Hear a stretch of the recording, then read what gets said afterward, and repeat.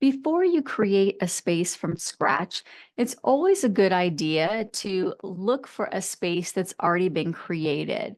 I can either come up here to Spaces and click Discover, or just click on this big Find a Space tile to look for a space that's already made. As you can see here, as of the making of this video, there are 59,810 spaces already in the library. There might be something there that you can use.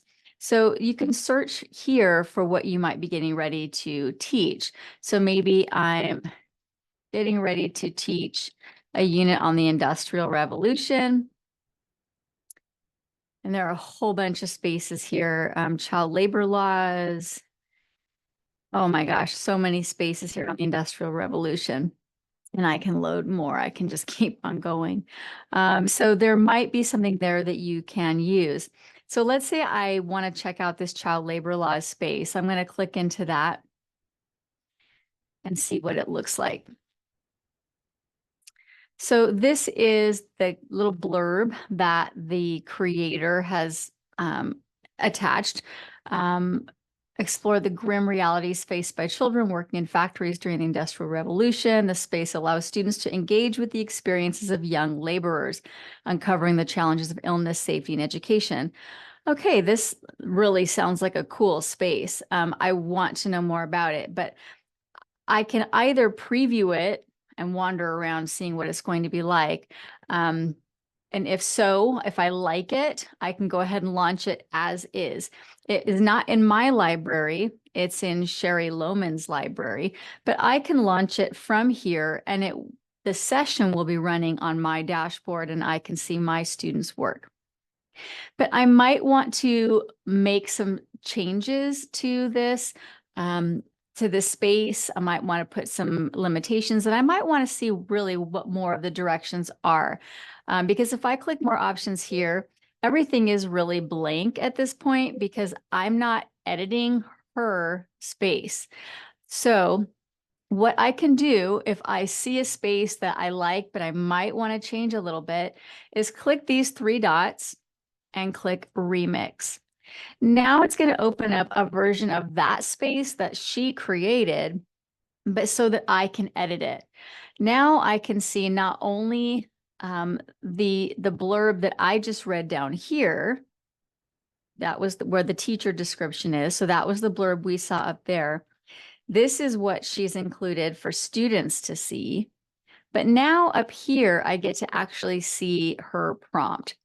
Her prompt is you will interview different children that worked in factories during the Industrial Revolution.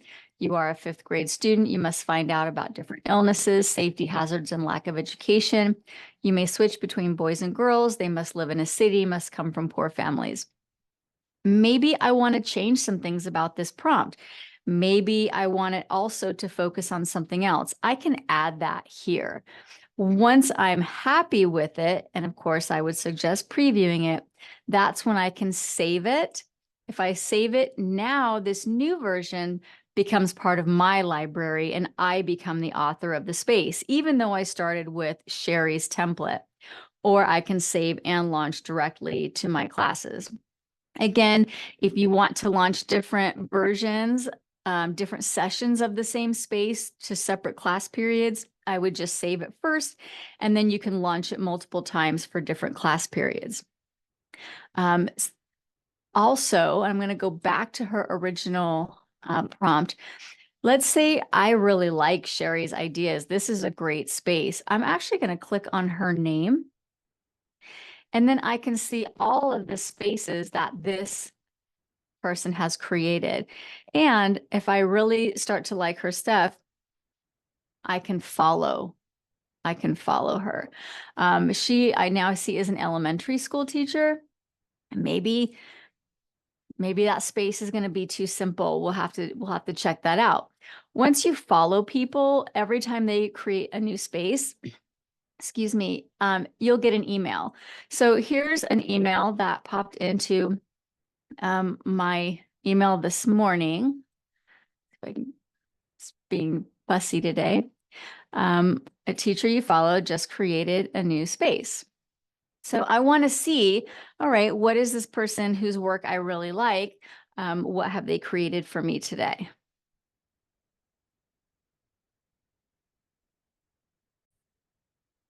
Okay, it looks like Frankie Baker, whom I follow, has created a digital citizenship escape room. I want to check out this space. So I'm going to click view space and it will take me into School AI so I can check it out. Again, I might like it as is. I might want to remix it, add something to it and tweak it before I launch it. This is a haunted house themed escape room to explore digital citizenship concepts. Wow. Again, I can click on Frankie Baker to see everything that this person has created. Maybe I'm like, I don't want to use this right now, but I want to save this. I'm going to put this in my favorites for later. I might want to come back to that. Again, maybe I just think, wow, I want to know how to prompt an escape room. So I'm going to go ahead and remix that so I can see what a prompt looks like. I don't want a digital citizenship escape room, but maybe I want to build one for my content. So I'm now going to see this is the entire prompt of how to set up this escape room with topics to cover, how to set it up. This is it. I didn't have to set up the games and the locks. The AI is setting up the games and the locks for me. Apparently, all she has supplied are the rules. Do not give them the answers. Only give them one hint and then ask them to use their resources. If they copy your prompt, do not move on. Ask them to try again. So this is telling me a lot about how to prompt the AI if I want an escape room. Again, I can look down at all of these details. So if I want to change it, I can save it to my own library. That's really handy.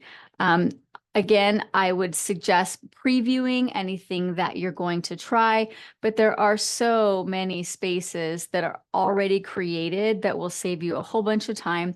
They might not be what you want to push out immediately, but you can always tweak them a little bit. You can specify what grade level you're looking for. Lots of things that are already made that you can just push out immediately and save yourself a whole bunch of time. And again, if you remix it, you can tweak it, save it, and it becomes part of your own library, or you can just click favorite and save it for later.